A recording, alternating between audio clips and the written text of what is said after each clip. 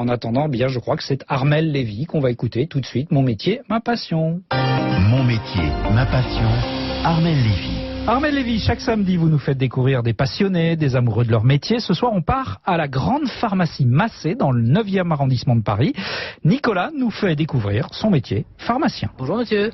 Tenez Nicolas, voilà mon ordonnance. Merci, je vais vous chercher ça. Alors ça peut faire un peu dormir, faites attention. Derrière son comptoir, Nicolas délivre des boîtes de médicaments, prescrits ou non par des médecins. Les patients viennent avec des ordonnances et puis on leur donne des produits. Ça s'accompagne de petits conseils. Et une autre partie de notre activité, c'est des patients qui viennent sans ordonnance pour un rhume, pour une toux. Nicolas est installé ici depuis 10 ans dans son officine, mais son métier évolue. En plus de conseiller les clients et de leur vendre des médicaments, des crèmes et des couches, le pharmacien a aujourd'hui de nouvelles missions. De plus en plus, un rôle de coordination. C'est-à-dire que les gens vont venir nous voir, par exemple, pour savoir si on peut les orienter vers un praticien par rapport à une pathologie.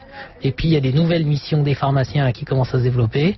Je veux dire, moi quand j'ai commencé, on vaccinait pas. Toutes les professions médicales sont en pénurie de main-d'œuvre. La vaccination se développe. La sécurité sociale nous rémunère aussi, par exemple, pour l'ouverture du dossier médical partagé. C'est une sorte de carnet de santé, mais en ligne. Donc les médecins peuvent le faire, mais les pharmaciens au même titre peuvent le faire. Nicolas travaille vraiment main dans la main avec les médecins. D'ailleurs, il avait commencé des études de médecine avant de choisir pharma. Alors Armel, pour être un bon pharmacien, quelle qualité faut-il avoir? Il faut bien s'y connaître en molécules, mais aussi il faut savoir gérer ses stocks et le tiers payant. Il faut un petit niveau scolaire, parce que c'est 6 ans d'études, mais c'est surtout un concours très sélectif. Et la deuxième qualité, c'est que en fait, malgré tout, ça reste une entreprise. La sécurité sociale n'a pas beaucoup d'argent, donc on gagne peu d'argent sur chaque boîte vendue. Donc il faut d'abord vendre beaucoup de boîtes. Et il faut faire très attention aux dépenses qu'on fait. Et l'amplitude horaire de la pharmacie, c'est 72 heures par semaine, enfin pour la nôtre. Donc même quelqu'un qui travaille à temps plein ne travaille que la moitié de l'amplitude horaire de la pharmacie. C'est-à-dire qu'il faut beaucoup de personnel. Donc il faut être un excellent gestionnaire. Aujourd'hui, ils sont 6 à travailler dans l'officine. Nicolas est associé avec sa sœur, diplômée aussi en pharmacie, et ils aiment ce contact avec les clients.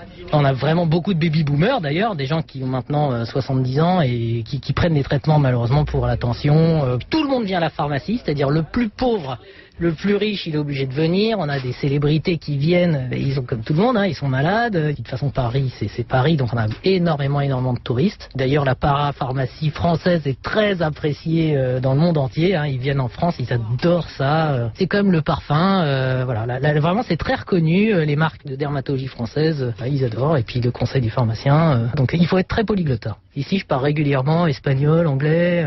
C'est très sympa, c'est très sympa. C'est très dur parce que c'est éprouvant physiquement, qu'il faut être très bon. C'est-à-dire que quand il est 20h30 et que vous avez encore une ordonnance compliquée, il faut quand même pas se tromper. Ça parce qu'on a quand même la vie des gens en jeu. Mais sinon, c'est un métier qui est intéressant. C'est pas un métier où on s'ennuie. Je peux pas dire, c'est hyper sympa. Alors c'est sympa, mais c'est un métier aussi, Armel, où il faut être vigilant. Oui, les pharmaciens ont une très grande responsabilité. Dans les études, on va vous apprendre à faire de la chimie, de la pharmacocinétique, donc la vitesse d'élimination du médicament, de la toxicologie. On va vous apprendre des choses sur les interactions des médicaments qu'on peut donner aux femmes enceintes. Donc le médecin en tient compte, mais il faut savoir que si le médecin s'est trompé et que le pharmacien délivre quand même, c'est quand même le pharmacien qui est responsable. Donc la responsabilité ultime, elle arrive à celui qui va donner la boîte. Donc nous maintenant on a mis en place un système de double contrôle. L'ordonnance elle va être contrôlée par un autre pharmacien dans la journée. Qu'on réfléchit, qu'est-ce qu'il a voulu dire, qu'est-ce que t'en penses, est-ce que c'est pas un peu trop et puis si on voit qu'il y a un problème, on va rappeler le client. Nicolas et son équipe contribuent aux soins de plus de 6000 personnes chaque mois dans l'espoir de leur rendre la vie plus facile. Voilà ce qu'on pouvait dire sur le métier de pharmacien qu'on a mieux découvert grâce à vous. Merci Armel Lévy. À la semaine prochaine. En France, l'U2P fédère l'ensemble des artisans, commerçants et professionnels libéraux. Retrouvez ces entreprises qui sont au cœur de la croissance et de l'emploi sur u2p-france.fr.